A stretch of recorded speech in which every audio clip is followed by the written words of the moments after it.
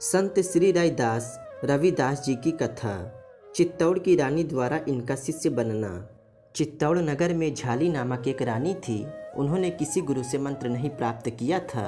एक दिन वह काशी गईं और श्री रैदास जी के उपदेश सुनकर उनकी शिष्य बन गईं। उसके साथ कई ब्राह्मण भी थे, लेकिन उनको यह सुनकर कि रानी शिष्य बन गईं, उनमें द्वेष उत्पन्न हुआ। वे सभी लोग एक साथ राजा के पास गए और यह कहा, रैदास को दीक्षा देने का अधिकार नहीं है, उन्होंने अनधिकार चेष्टा की है, कृपया न्याय करें। तब राजा ने रैदास जी को बुलवाया और भगवान की मूर्ति को सिंहासन पर विराजमान कराकर कहा, बुलाने से भगवान जिसके पास चले जाएंगे वही उनकी सेवा का और उनके मंत्र का अधिकारी समझा जाएगा। ब्राह्मणों ने सस्वर वेद पाठ करके भगवान को आवाहन किया, लेकिन भगवान उनके पास नहीं गए। फिर श्री रैदास जी ने पतित पावन नाम को आज प्रकट किया, इस पद को गाया। तब भगवान श्री रैदास जी की गोदी में आकर विराजमान हो गए। झाली रानी के बुलाने पर श्री रैदास जी चित्तौड़ को पधारे। रानी ने बड़ा भारी स्वागत किया और बहुत सारा धन और वस्त्र दिए। साधुओं के पास बड़ा भंडार था। इस खबर को सुनकर कई ब्राह्मण भी आए। उन्होंने भंडार में भोजन करने से इनकार किया, इसलिए उन्हें सीधे साधे खाने के लिए भोजन दिया गया।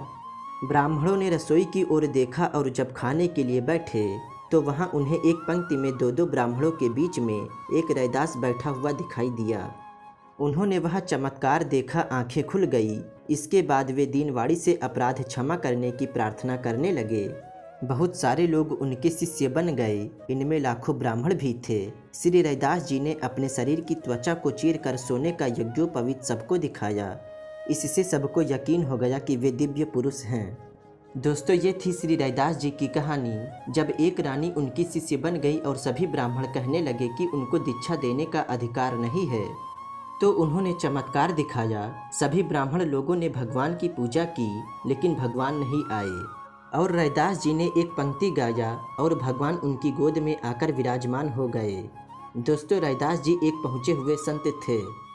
दोस्तों, अगर हमारे कर्म अच्छे हैं और हम भगवान को दिल से याद करते हैं तो वो एक बार बुलाने से ही चले आते हैं। दोस्तों, रैदास जी की यह कहानी आपको कैसी लगी कमेंट ज़रूर करें। दोस्तों, इसी तरह की कहानियाँ सुनने के लिए हमारे चैनल को अभी सब्सक्राइब करें। दोस्तों, मिलेंगे अगली वीडियो में। तब तक के लिए जय श्री कृष्णा, राधे राधे।